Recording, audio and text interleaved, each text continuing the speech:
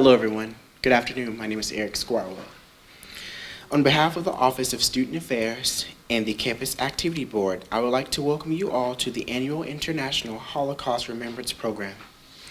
Today marks the remembrance of the Holocaust, where more than 1.1 million Jews, as well as 100,000 prisoners of war, and members of the ethnic minorities from around Europe perished at the concentration camps under the German Nazi regime. Today's presentation will highlight several aspects of the Holocaust and its lasting impact on the world. It is our hope that you will learn more about the Holocaust in an effort to promote greater solidarity and understanding towards world peace.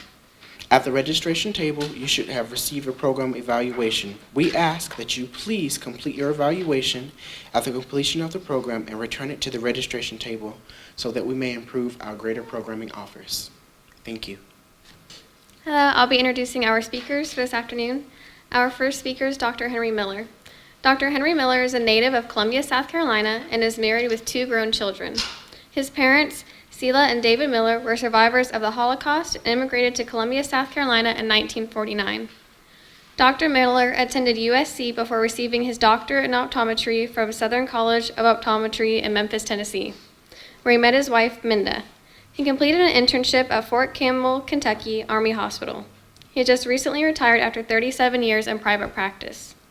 Dr. Member is a member of the Midlands Optometric Society in South Carolina, Optometric Association, and the American Optometric Association. He is a member of Beth Shalem Synagogue in Columbia, South Carolina, and serves on the Yom HaShoah Committee. He currently serves on the board of the Columbia Jewish Federation. Our second speaker is Ms. Minda Miller. Ms. Minda Miller currently serves as the chair of the Selden K. Smith Foundation for Holocaust Education.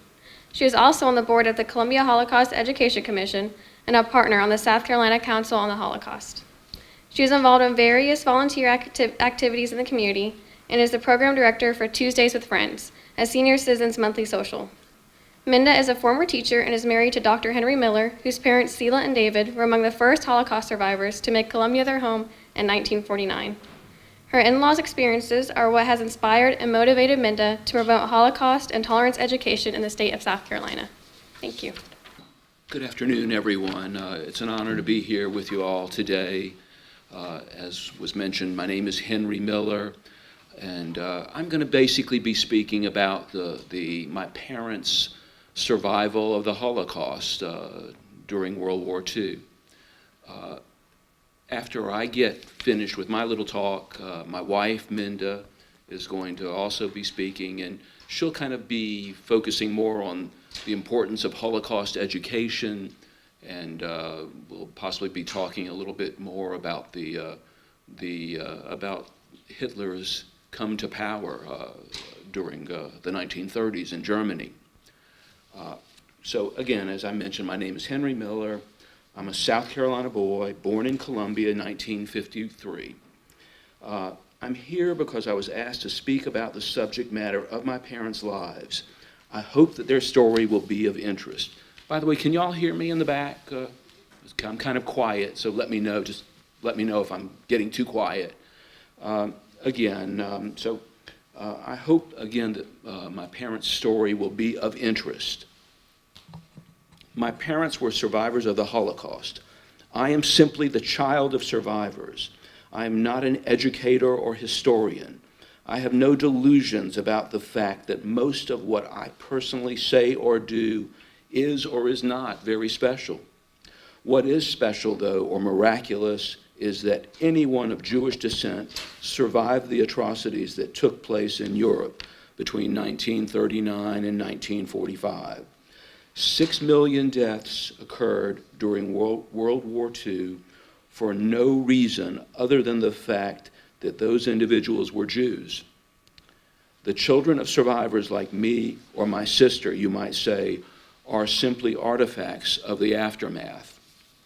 This topic of prejudice, racism, and extreme hate seems to always be with us, but please know that I am not here to garner sympathy for my parents or the Jewish people. I am not here to vilify the people of German or Polish heritage. It's more about the risks that we take as bystanders, remaining neutral or exhibiting apathy. We all know what can occur in a sophisticated and educated society as in Europe. What starts out as a goal to develop a superior race becomes an excuse to murder and eventually render an entire German society as an accomplice to genocide. 6 million Jews were murdered in an unspeakable act of genocidal barbarism. Millions of other innocents would perish during the war. Among them were homosexuals, Roma, gypsies, the disabled, and political dissidents. I will now try to give a brief overview of my parents' lives from pre-war to post-war. And as I mentioned, this is going to be relatively brief, 10 minutes or so. And again, well, as I stated, both of my parents came from Jewish families. Both were born in Poland. And at the war's beginning, Mom was 16 and my dad was 18. My mom had 4 siblings and my dad had 3 siblings.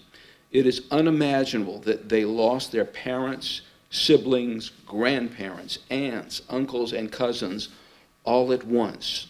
Hard to comprehend, but that is exactly what happened to my parents. To this day, I still have never seen a picture even of my grandparents. And one reason why I even mentioned that about a picture of my grandparents is because, it's truly the case. It was bad enough that they lost their entire families, and this was typical of so many other, of virtually all Holocaust survivors. They not only lost their entire families, but they lost, when they were fortunate enough to survive, they had no home to come back to. Their homes had been destroyed or taken over by other neighbors that may have lived next door at one time. There was zero to come back to. No belongings would be there any longer. And so after the war, those that were fortunate enough to survive, they were totally starting from scratch. Most of them were, oftentimes they were 13 or 14 or 15 at the beginning of the war, and by the end of the war, they were 20 or 21. So not only had they lost families and lost material possessions, they lost the opportunity to get an education. These were the years that they would have been in high school or college. And so, and oftentimes they would be leaving Europe after the war because they had no homes any longer. And so they would be going to other countries to start new lives, like America or Israel or somewhere else. It could have been Australia or Argentina. But again, it would always be a new language, so they truly had lost virtually everything and anything you could possibly have possessed. My mom, Sila, grew up in a small town in Pinchów, Poland, among a happy and loving family. My mom's dad had a small business as a leather merchant. They lived behind their store in the center of town. The Nazis invaded their town in 1939, and the Nazis burned most of the town, including my mom's home. The family found refuge temporarily by hiding in cellars or staying with relatives outside of town. This worked for a few months, but the roundup of Jews was becoming more aggressive. Soon my mom was forced by her mother to take her next youngest sister, Bluma, and go hide in the forest nearby. In her wisdom, she was giving them a chance to live. What a heartbreaking decision, though, for a mother to have to make. With a little money and food in their pockets, the 2 teenage girls, ages 16 and 14, fled to the woods. They were never to see any of their family ever again. The girls survived in the forest for a month or 2 before making their way to a small nearby town where an uncle lived. He was a carpenter. This uncle, for the time being, was spared by the skills and factory were needed for the war effort.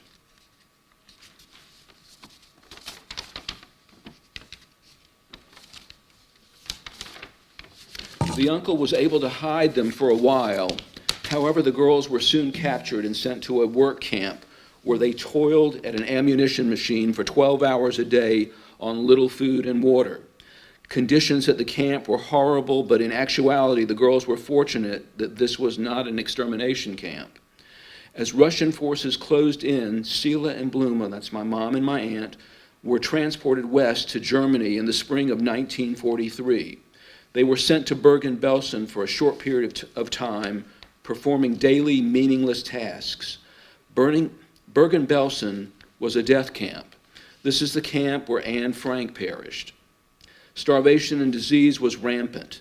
The sisters were relocated again to Bergau, where they painted airplanes. Their final stop was in Kaufering, where the only goal was to stay alive.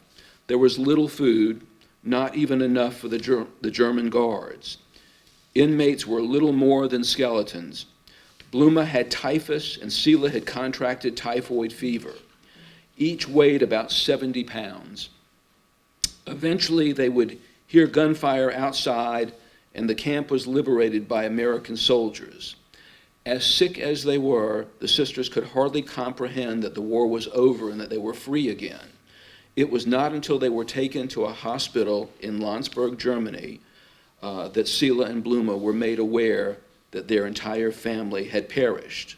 This hospital, by the way, in Landsberg, Germany, was a displaced persons camp where the survivors were taken to by the American soldiers after at the end of the war. My father, David, now I'm going to be starting my father's story. My father, David, was born in Warsaw, Poland in 1921. At that time, Warsaw had a population of over 1 million. 1/3 of this population was Jewish. It was the largest Jewish community in Europe. My dad was the only son in a family of 6. During the month of September in 1939, German troops began to occupy Warsaw. This was the month and year of my dad's 18th birthday.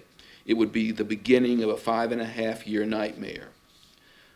I'm just going to mention this also. So both of my parents were from Poland. My mom was from a small city called Pińczów, as I mentioned. My dad was from Warsaw.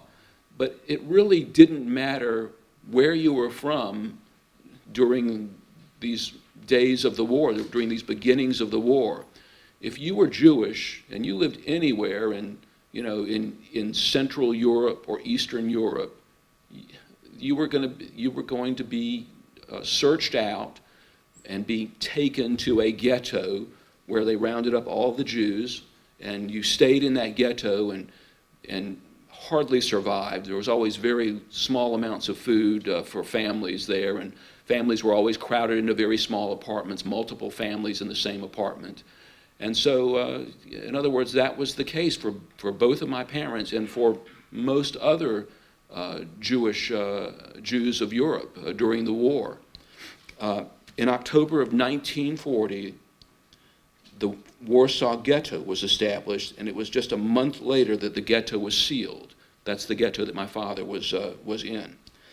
Dad was now a part of, my dad was part of this imprisoned community, which at its peak reached 500,000 Jews.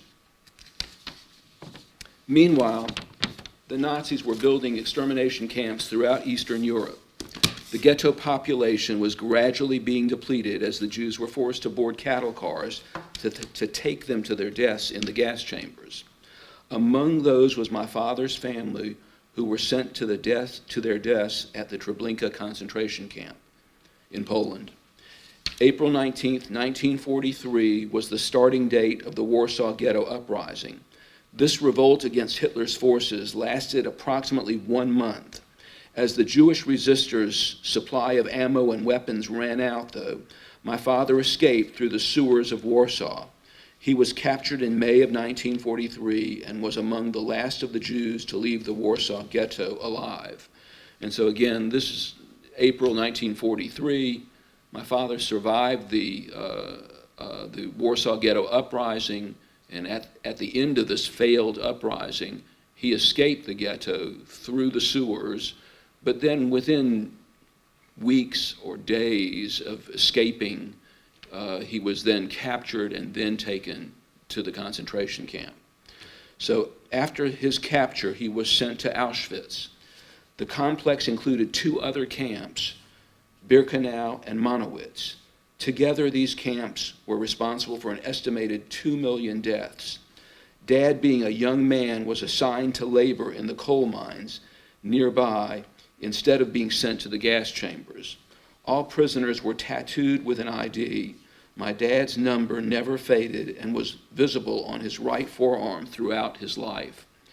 So, and I'll mention this also, and that is the fact that, when you were taken to a concentration camp, and there was a selection that took place, and immediately when you were taken there was a selection that took place, and to the right was to be gassed and to die. To the left, you would be given the opportunity to live. And of course, those that lived were usually in the age range that my parents were. My parents were around 16 to 19 years of age. So if you were strong and in relatively good health, you had a shot at living. And so my father was allowed to survive, and was allowed to work in a coal mine while he was at Auschwitz. And basically, by the end of the war in 1945, all those that survived the war, generally speaking, they were all in that age range of 20, 22, 23 years of age. But again, it's because they were worthwhile to be kept alive, as slave laborers. So that's kind of, a little overview of those that survived and why they survived. In the final weeks of the war, my father was sent on a death march with hundreds of prisoners to Buchenwald. Among those prisoners was my father's close friend, Felix Goldberg. Although weak and brutally emaciated, they both managed to survive the march in those final days of the war. Many thousands died by execution, disease, malnutrition, gas chambers, or simply collapsing in the snow. No one will ever know how many souls endured the war only to perish just days before liberation. With the war over, Dad was sent to the Landsberg, Germany displaced persons camp. This is where he would regain his lost weight and strength. He would also confirm the grim reality that he was the sole survivor of his immediate family. He had lost his mother, father, and 3 sisters. Alone now at the age of 23, he would try to rebuild his life.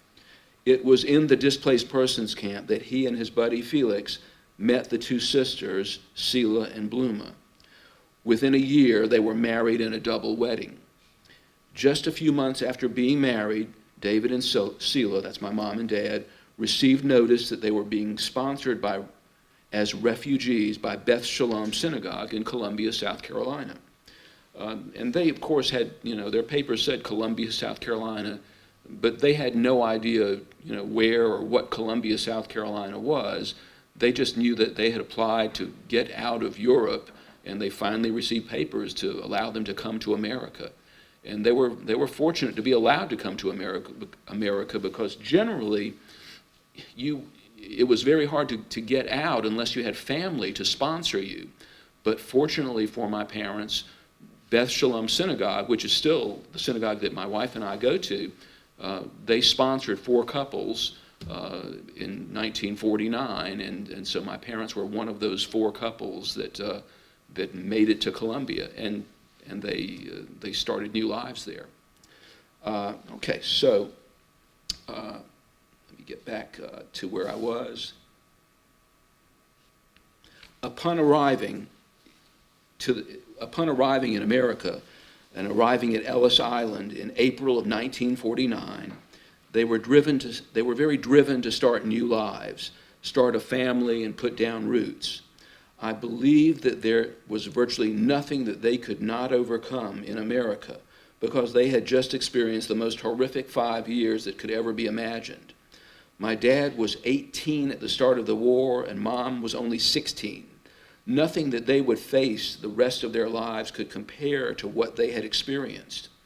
In America, they were not starving, freezing, and fearing for their lives every moment, and this gave them a valuable perspective. I can honestly say that I don't recall ever seeing my parents with any kind of a look of fear. They faced a lot of difficulties, especially language barriers, but I just don't ever recall seeing them look fearful. And it's because of that perspective of what they came from. That perspective became somewhat generational also. Although I have plenty of fears myself, I think about the obstacles that my parents faced, and this has helped me to overcome my own comparatively low hurdles that I face in my own life. In America, it took my parents approximately 25 years before they started sharing their story.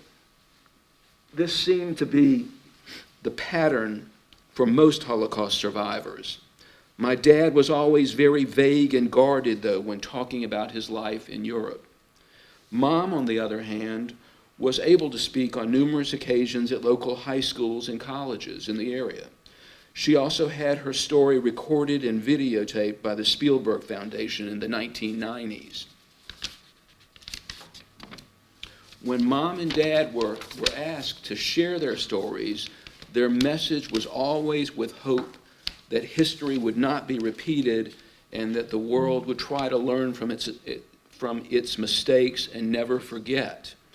My mom passed away of a heart attack in the year 2000 at the age of 77, and my dad died of heart failure at the age of 90 approximately 7 years ago. On occasion, when I am asked to tell my parents' story, I try to always say yes when asked. I know my parents felt like when they spoke, it was a way to honor and remember their families that had perished in the Holocaust. So now, as a dutiful son, I try to do the same. It has become my generation's duty to promise our children and grandchildren that we will do everything we can to allow individuals, regardless of race, religion, or gender, the opportunity to live lives with pride, dignity, and peace. My sincere thanks to all of you for allowing me to be here today. Thank you. Thank you for inviting us. I want to share with you why Holocaust education is so important and how analyzing history can make our future better. My in-laws' experiences have motivated me to become involved in Holocaust education in our state. I serve as chair of the Selden K. Smith Foundation for Holocaust Education, which is a partner organization of the South Carolina Council on the Holocaust.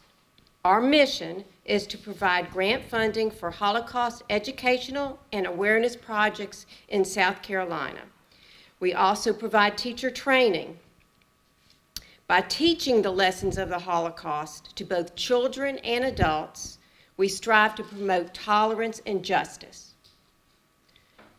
The Holocaust was the systematic, bureaucratic, state-sponsored persecution and murder of 6 million Jews, including 1.5 million children, by the Nazi regime and its collaborators.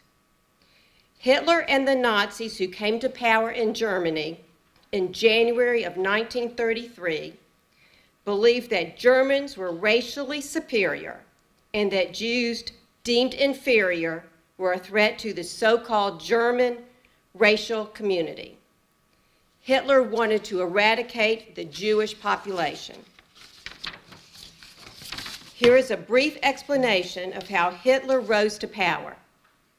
During 1930 to 1933, the mood in Germany was grim. The worldwide economic depression had hit the country hard, and millions of people were out of work. The unemployed were joined by millions of others who linked the depression to Germany's national humiliation after World War I. Widespread economic misery, as well as anger and impatience with the apparent failure of the current government to manage the crisis, offered fertile ground for the rise of Adolf Hitler and the Nazi Party. Hitler was a powerful and spellbinding orator who, by tapping into the anger and helplessness felt by a large number of voters, attracted a wide following of Germans desperate for change. Nazi speeches and propaganda focused on anti-communism and promised to pull Germany out of the Depression and pledged to restore Germany to its rightful position as a world power. Hitler was highly successful in directing the population's anger and fear against the Jews. He used the Jews as a scapegoat for Germany's woes. At this time, the German government was in chaos. The Nazis' party rise to power began in 1930, and in July 1932 became the majority party. As a result, German President Hindenburg appointed Hitler chancellor on January 30th, 1933, believing it was Germany's only hope to prevent further political chaos resulting in a communist takeover. Nazi propaganda did much to enhance this impression. Hitler was not appointed chancellor as a result of an electoral victory, but instead as the result of a questionable deal among a small group of conservative German politicians. They hoped to use Hitler's popularity to strengthen a return to conservative authoritarian rule, perhaps even a monarchy. Within 2 years, however, Hitler had outmaneuvered Germany's conservative party. Germany now was led by a radical dictator and completely completely subordinate to his personal will after Hindenburg's death in August 1934. Now let's ask ourselves, could Hitler have been stopped? Could World War II and the Holocaust have been prevented? The opportunity was there in the 1930s before he invaded Poland in 1939. The citizens of Germany and the international community did not heed the warning signs of Hitler's self-serving, power-hungry hatred till it was too late. Ultimately, Hitler was defeated, but at a devastatingly high price. Europe lay in ruins, millions perished, and the Jewish community of Europe was almost eliminated. Many of you have heard the quote by German pastor Martin Niemöller. First they came for the socialists, and I did not speak out because I was not a socialist. Then they came for the trade unionists, and I did not speak out because I was not a trade unionist. Then they came for the Jews, and I did not speak out because I was not a Jew.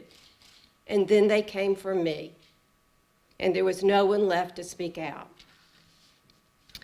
Only by promoting tolerance for all religions and races can peace, freedom, and equality be possible. This is crucial today as it was then. Anti-Semitism, racism, terrorism, genocide, violence, mass shootings, and bullying are everyday events. Each day, news reports are filled with incidences of hatred. So what can we learn from the lessons of the Holocaust? We all tell ourselves that we are only one person and that we cannot possibly make a difference. This is absolutely false ideology. This same mentality took place in Germany in the 1930s as Hitler rose to power. There were many warning signs of the devastation and brutality to come, but most turned their heads. It was easier to be a bystander and look the other way than to be outspoken and stand up for what was right. Where was the world's humanity and conscience? While there were some who acted righteously, too few did. Propaganda defining the Jews as inhuman and a plague to the Aryan race brainwashed German citizens. The promises of a German superpower were mistakenly believed. We must teach our youth to be critical thinkers and not just go along with the crowd. They must be able to decipher fact from fiction. This is even more difficult in today's society with social media. Are we going to continue to make the same mistakes as in the past? Or will we as a society learn from the Holocaust and stop the rising tide of hatred today? We must all become upstanders. You cannot be silent when others are being bullied, persecuted, and humiliated. It takes a great amount of confidence to say or do something. Peer pressure, especially, is difficult to overcome.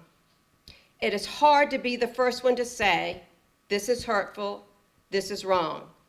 But often it only takes one brave individual to lead the way. If one person speaks up, then others will have the courage to follow. You personally can make a difference in someone's life. And together, we can bring change in our society. We just honored Martin Luther King Jr. for his courage and sacrifice as a leader for justice and equality in America. He and others around the world have shown us the path to freedom and tolerance. Each of us has the ability to be extraordinary. Let us stay on this road and not stop until we reach our destination, the land of peace, justice, tolerance, and respect for one another. A 2018 survey by the Claims Conference found that 2/3 of millennials cannot identify what Auschwitz was. Our schools must do a better job of teaching the Holocaust. The lessons to be learned are urgent. I hope you will leave here today with a personal commitment to honor and remember the survivors and liberators of the Holocaust and be an active advocate for tolerance and justice. Anne Frank wrote in her diary, "Let me be myself." This can only become a reality if there is education, understanding, freedom, inclusiveness, and international cooperation. Abraham Lincoln said, "I don't like that man. I must get to know him better." This is a motto we should all take to heart. We often have misconceived assumptions of others different from ourselves and do not take the time to understand them. You will be surprised to learn how much commonality exists. Thank you for taking the time out of your busy day to be here and allow us to share a bit of our family story. I do want to mention that there's much available in South Carolina regarding Holocaust education and events and teacher training. On the South Carolina Council on the Holocaust and the Colombia Holocaust Education Commission websites, which you can find information on grant funding, teacher training, speakers, and events in South Carolina. Those are listed on the newspaper supplements that are out on the table. As I said, our mission is to assist teachers at all academic levels in effectively teaching the Holocaust and provide community awareness programs. Please take advantage of the opportunities provided statewide. I also brought along a poster and some flyers with some different upcoming events. The website for the Columbia Holocaust Education Commission is columbiaholocaust.education.org, and the council is scholocaustcouncil.org.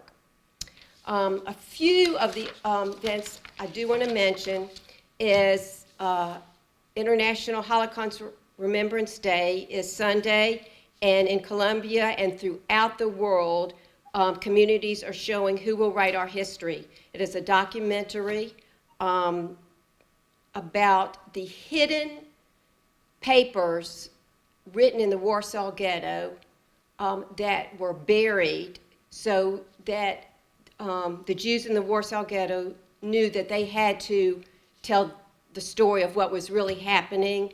So they, many papers, essays, documentation, poems were written by various individuals in the ghetto. They were buried in 3 drums. 2 have been found, and this is the documentary of that story. And this will be shown in Colombia, January 27th, this coming Sunday. There also is a Holocaust Remembered traveling exhibit. These 3 panels are 3 of the panels on the exhibit. It is there's about 30 panels. You can access them online, or if you want the traveling exhibit, it can be requested from the Columbia Holocaust Education Commission. USC has an Anne Frank traveling exhibit, which is really geared to middle and high schoolers. It's a wonderful exhibit. They train the students to be docents. There's a movie and a book that goes along with it, if you're interested in that.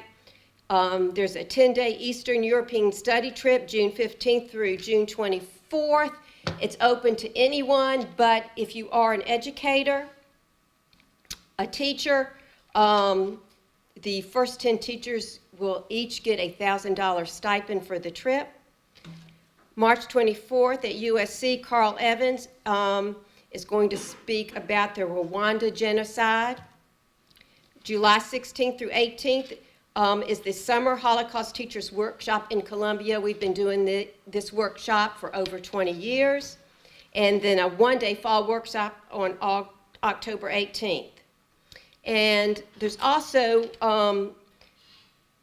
Mary Burkett's Beloved Children exhibit. This is an individual in Colombia who retired, took up drawing, and 2 years ago started drawing pictures of children that perished in the Holocaust. And each drawing has a story to it. So it's an amazing story, especially for children.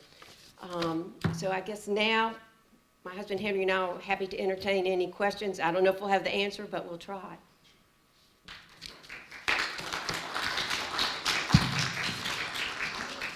This is for you, Mr. Miller. I was just curious if your aunt and uncle were able to come over to America as well. They were.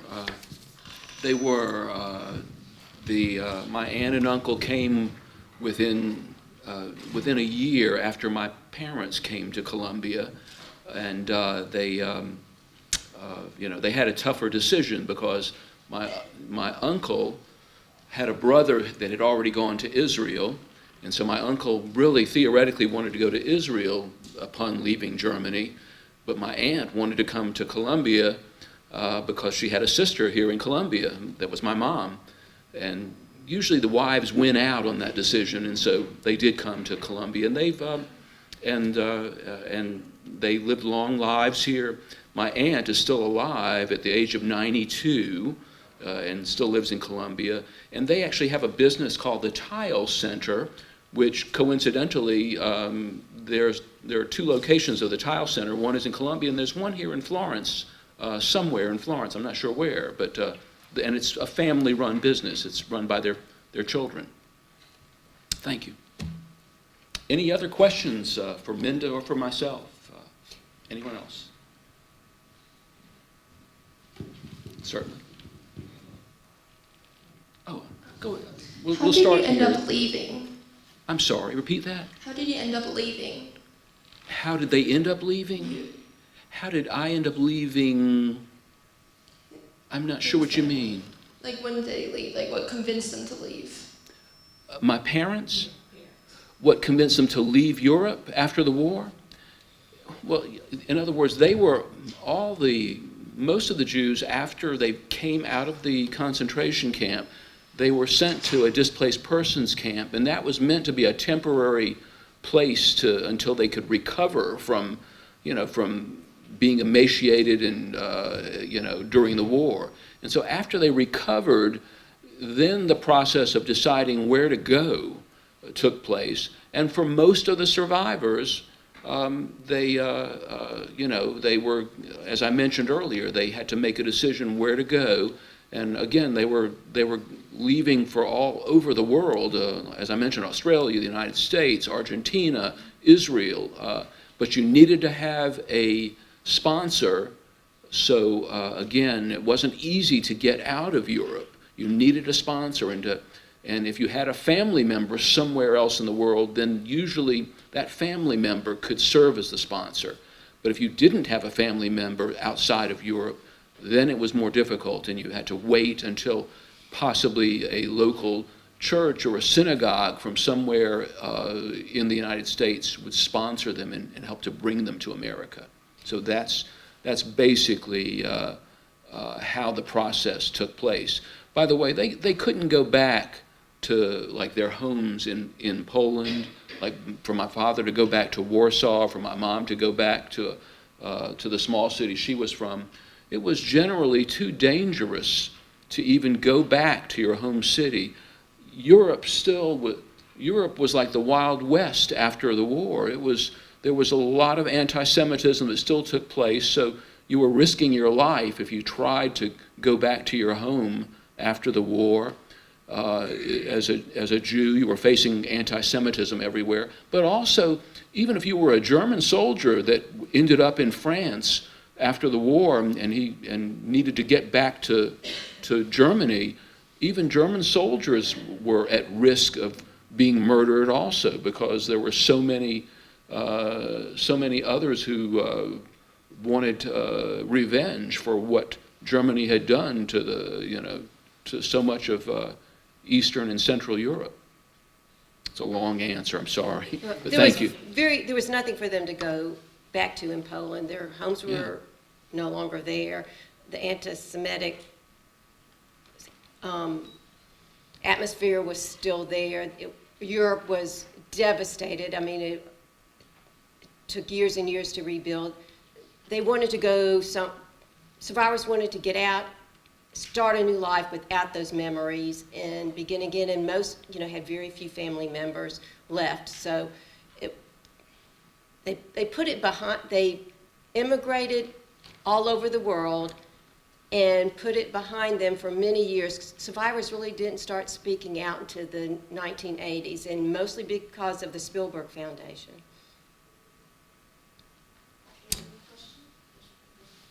We have another question. Yes, ma'am. Thank you.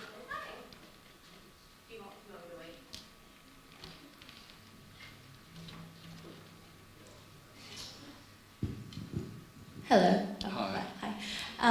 Dzień dobry. I have two questions. One, you kind of touched on this in your previous question, but did your parents ever go back to Europe, like, in the 80s or 90s? Did they ever see any of the memorials? And then two, it's a broader question, because you mentioned the Rwandan genocide, and there's the genocide going on in China and all this kind of things. Do you think genocide is simple in that it's just based in hatred, or do you think it's more something deeper than that? Do you think it's more about people's unwillingness to look at what's going on around them? Thank you. Thanks for the question. As Minda mentioned, we'll try to answer the questions. So the first part of that question, I've forgotten suddenly. What was the first part? The first part before the genocide question. Did your parents ever go back? Oh, did they? Yes. Thank you. Thank you. My parents actually did a good bit of travel during their lives, and they went to Israel and to the Far East for little vacations and things like that. But they certainly had no interest in ever going back to Poland, which was where they were from, or Germany. So no, they never did go back. Minda and I, though, did go back with my cousins, with another couple, my cousin and his wife. We did go back to Warsaw, Poland, where my father was from, and to Pińczów, where the mothers were from. And so we did go to Poland back about 10 years ago, roughly, and tried to kind of acquire documents, tried to acquire birth certificates and things like that while we were there, with a minimal amount of success. But like I said, Minda and I did go back, but the parents had no desire to go back. Not at all. And your question about genocide, is it steeped in hate? I'll try to answer and to simply say that certainly hate is a big part of what takes place usually when genocide takes place. But I think oftentimes it's a lot more complex. It's more than just hate. It's about differences of people, differences of religion, and it's about ignorance, and it's about economies where people are trying to take over a certain section of a country, and so it turns into a genocide. So I think it can be very complex, and there are organizations in the world that truly believe that they can stop genocide from happening, and they even have a year in mind that by something like 2032, they feel like it can be stopped, and that where there won't truly be another occurrence of genocide anywhere in the world. Whether or not that can truly be the case, who knows? But again, let's hope so. And of course, I think a big key to a big key to it is really always going to be education and educating the peoples of the world. Thank you for the question. Difficult question. Anyone else?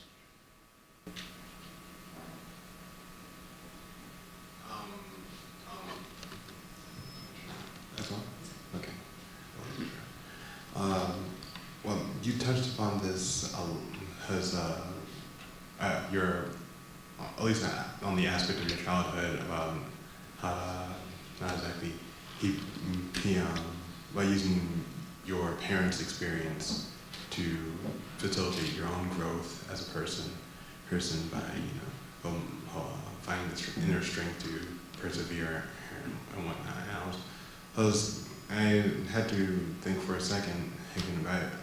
I really would like some more insight, not on that, maybe not on you personally, your take on your own childhood personally, but maybe your take on a more general whole outlook of all these children that didn't go through the Holocaust per se, but had parents or close relatives his that went through it, and growing up with that kind of familial whole background. I would just like more insight on that, if that's perfectly all right. My only response to that is I think that for anyone who has a family member who is a family member or or a great-great-grandparent, all I can say is that whether it's anyone who they know that their parents or grandparents have been through any terrible experience, I think that anyone can always use that experience that they know that their family member has been through. They can use it to strengthen their own perspective on life. I know that, when, this may sound silly, but when our own kids, were crying or something that they didn't want to go to camp for the summer for 2 weeks, I would just, I would tell them, listen, we're not sending you off to war. It's supposed to be fun to go to camp, and they would get it. They understood what I meant, that that get the proper perspective on things, and overcome things, because that you have theoretically great lives here in America now, as compared to the way things were for previous generations. So that's the best I can come up with to try to answer your question. It's a really good question too, I might add. Thank you, sir.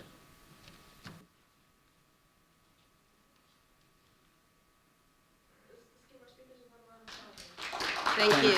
And feel free to, the 3 panels are just a timeline starting before the war and then during the war, where Henry's mom and sister were. This is the tale of 2 sisters, and then their lives in Colombia afterwards. So feel free to look at it. Yeah, it's a little bit of an overview of what I talked about. It's my mom and my aunt, and how they survived the war together, essentially.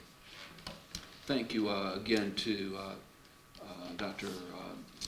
Carter McCants. I appreciate your interest in having us come to Francis Marion. It's really been an honor. We thank you. Thank you all for coming.